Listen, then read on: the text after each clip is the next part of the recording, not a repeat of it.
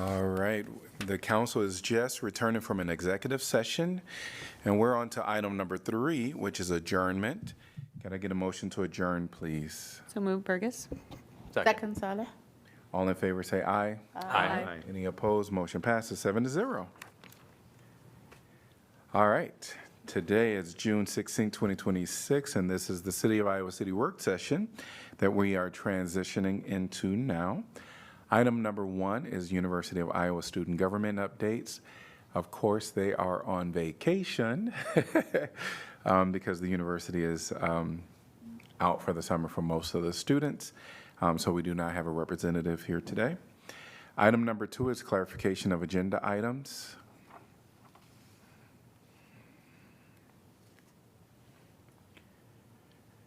We'll move on to item number 3 on our agenda, which is information packet discussions. We'll start with June 4th.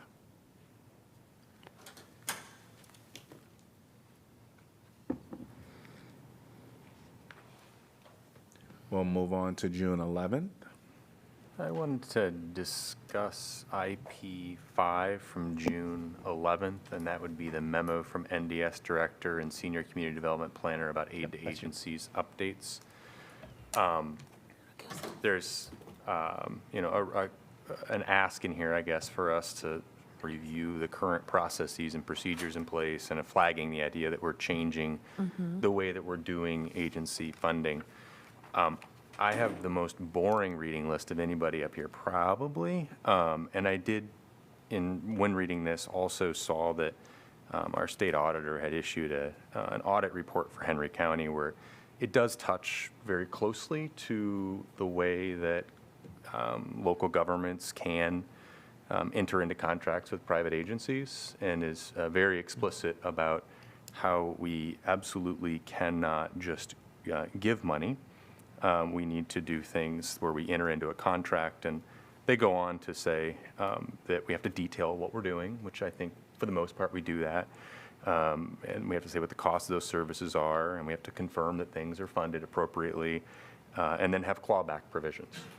That would be their advice, and that comes from Attorney General opinions going back to 1972.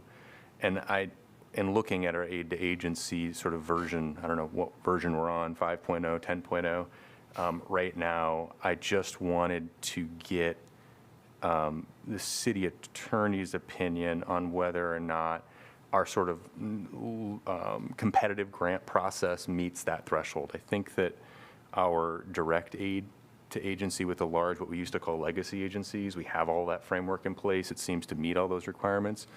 The ones where we're just handing the money over, I just wanted to know if we're really meeting the intent of all of that.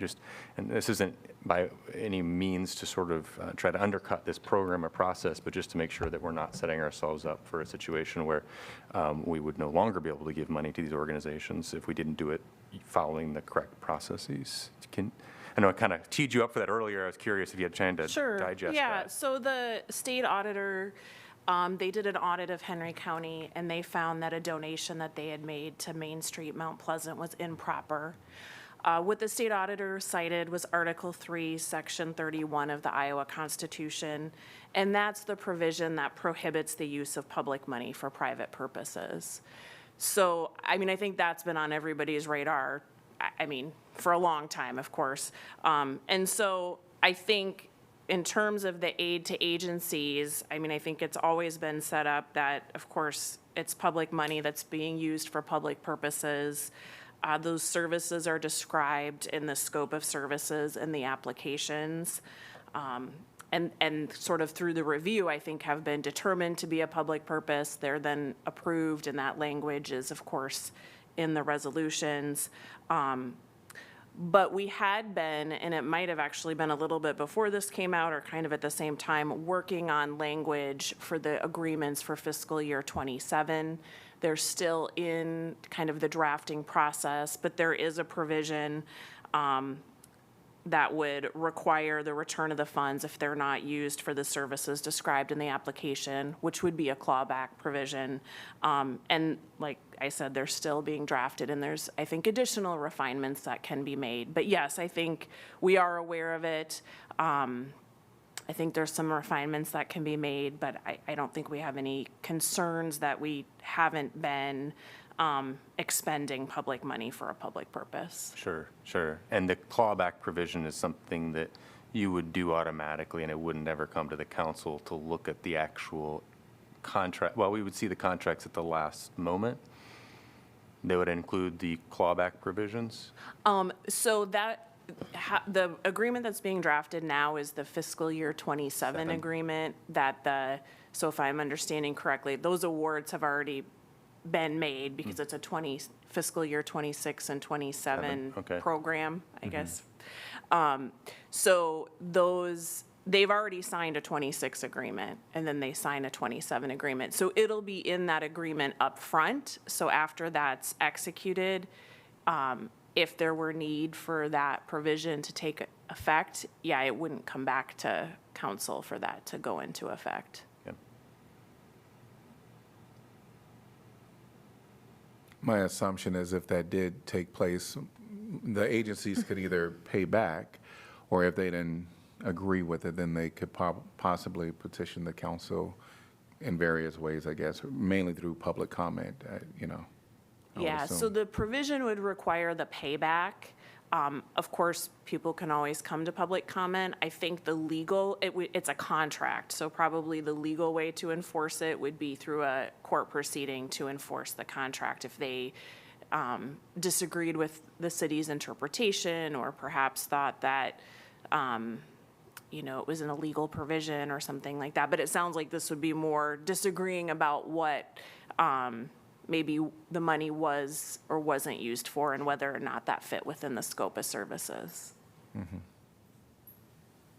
Thank you very much for welcome. that. And just see what looks like another county did something that appeared to be for all good purposes, but they didn't follow all the proper processes, so got their hand slapped, and don't want that to happen for us. I just wanted to point out a couple of things in the memo that are quite literally for future council. Because it always becomes very difficult at the time when staff recommendations and HCDC's recommendations come to us.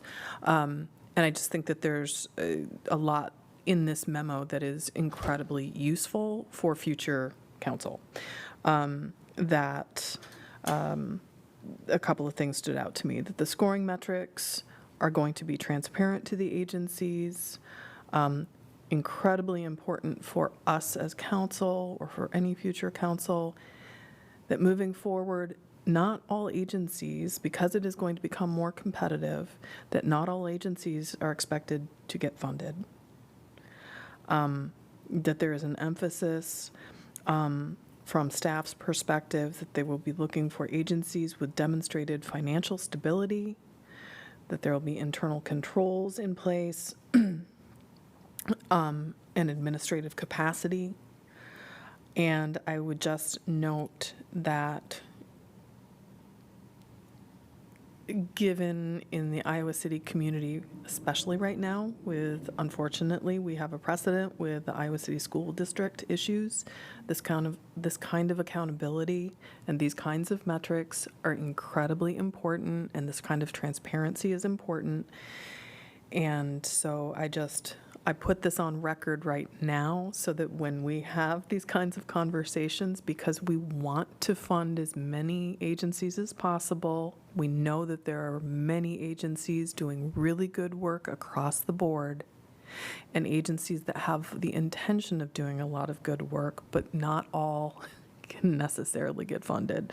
So we're heading into a season of having to make hard decisions. So I'm just putting this out here that there has been a lot of collaboration, and that these agreed upon metrics and emphases moving forward have been agreed upon by United Way and HCDC and us. Actually, we agreed upon this earlier. So I just mention it now so that I can remind us that I'd said this earlier, once we get to it later on. I was going to say, I had some similar thoughts too, just kind of, learning from recent things in our community about the importance of really getting ahead and making sure that, the accountability and transparency and just taking that up, just, reaffirming. It's not something new. We do that. We've been doing that, but emphasize the need for that. A couple other things I'll point out. One of them is as we, do have some of the various requirements for, depending on the level, the size of the operation, that, whether it's a year-end financial statement, an annual financial review, or an actual audit, depends on the size of the operation that we're dealing with. There will be technical assistance for groups that are going to be applying. And so groups that are interested in applying need to be watching for that. Really, just as a friendly recommendation to be proactive and to watch for that and to take advantage of those. Don't let an opportunity slip by. And then just kind of pointing out, too, that the thing that we are just wrapping up with, the former system, going into the new system where we have, and this is something the council decided on earlier, the direct aid to agency funding being about 5 or 6 different organizations that provide 6 core services to the community that align with the city's strategic values, sort of big impact sort of groups. For instance, Community Crisis Center and Food Bank, DVIP, Free Medical Clinic, Neighborhood Centers, Shelter House, UAY. I think I got them all. But then everybody else is going to be in the same pool of competitive funding. It's not going to be legacy and non-legacy. And I know that, again, that'll probably take a little while for that to filter out through the community, but I wanted to make sure people understood that so that there will be competitive.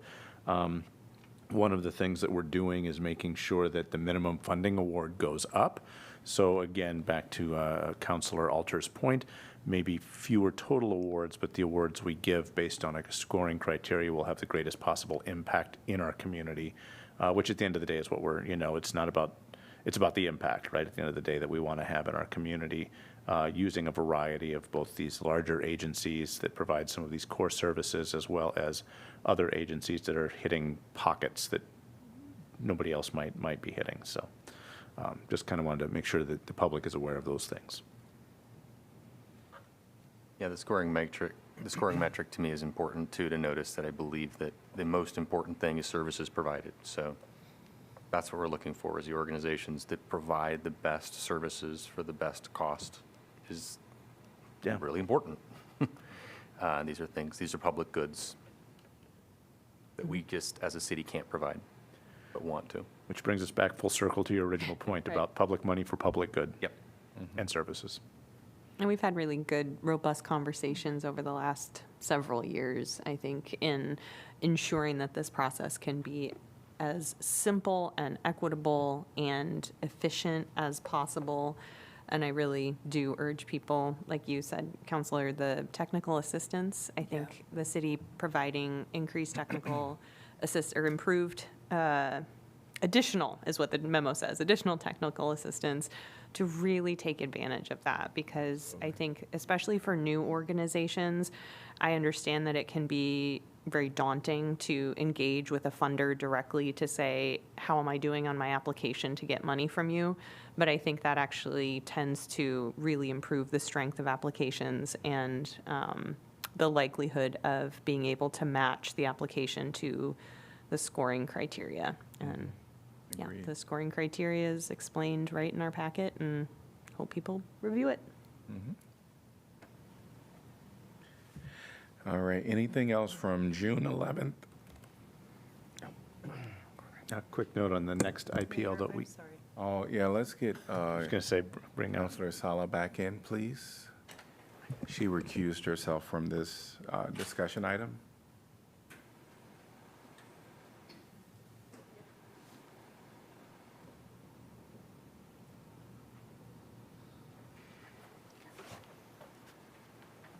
I was going to bring up IP6, which was the memo from NDS talking about the comp plan update.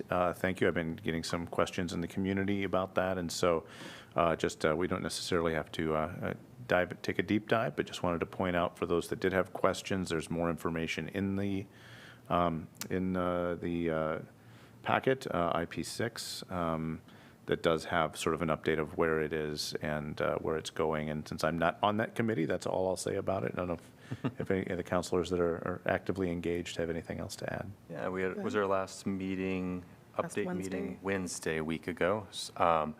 And I know Counselor Alter and I, as well as the facilitators have been, and NDS staff have received lots of comment from the community. We appreciate that very much. And I think that the group is doing a good job of responding and explaining, thank you for your feedback, and this is how we might approach that. I think with some of the comments we've received, we're starting to see the limits of what a comprehensive plan is and can do, and maybe what is more appropriate in other sort of vehicles that the city has, like maybe a TIF policy, an economic development policy, because the comp plan is at its core a land use plan, but of course it has economic development implications. So I think that's the moment we're at, and the feedback is sort of figuring out where that appropriate place for comp plan, the feedback we're getting is for the comp plan versus maybe spills over into some sort of other efforts that this council needs to take on. So, the feedback, again, is really appreciated, so I don't want to discourage anybody from reaching out and talking, but in the people that I've spoken to, sometimes I think we fall into the trap that perhaps we fell into in the last comp plan, where we got Comprehensive. it was beyond comprehensive and hyper-specific, which ended up meaning we added a lot of different parts and pieces, so it was a little bit of a kitchen, everything but the kitchen sink with a lot of our appendices, which meant that you could use our comp plan to say kind of anything you wanted it to say, and I would prefer we have it a little bit more focused this time around and peel off the things that are, again, an economic development plan or a strategic plan item into sort of a different collateral sort of effort, and keep the comp plan to strategic plan. That said, actually, for anybody who is listening and for those who have reached out to say, well, where are we in it? Because there are some folks, they're keenly interested in this process and want to know, when do they get to see it? When do they get to comment on it? And actually, we're kind of entering into that phase. There's going to be a robust kind of trotting it out to the public with something like 4 listening posts, I want to say, that will be starting, 4 public open house events. There are going to be stakeholder interviews and focus groups, and the entire plan is going to be uploaded to an engagement website for review and comment.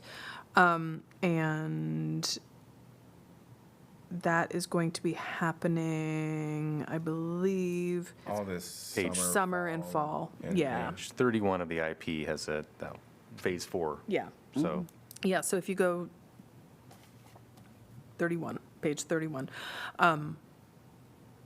but it's coming up that you will be able to take a look at it, you'll be able to give feedback, so more widely to those who are interested in doing so.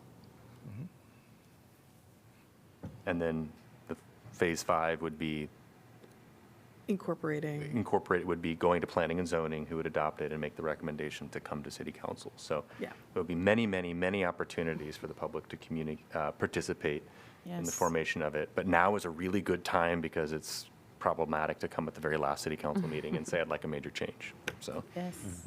And the memo does say this, but this is an updated timeline, because I think things got moved. yes, yeah, you are it was, correct. it had gotten slowed The down. original timeline that had been public-facing kind of looked like people had maybe missed their chances to Oh, engage. So I yes. think this is a very helpful update with Thank you for pointing that those out. public engagement opportunities are upcoming. Sure. Anything else from June 11th? I think just highlight IB4 again, memo from the city manager about housing informations. And as you see in your work session agenda, for the housing voucher waiting list, we have 2,501, like been increasing. Public housing, 1,529 as of May. We need affordable housing. All right. All right, anything else? Moving on to item number 4, Council updates on assigned boards, commissions, and committees.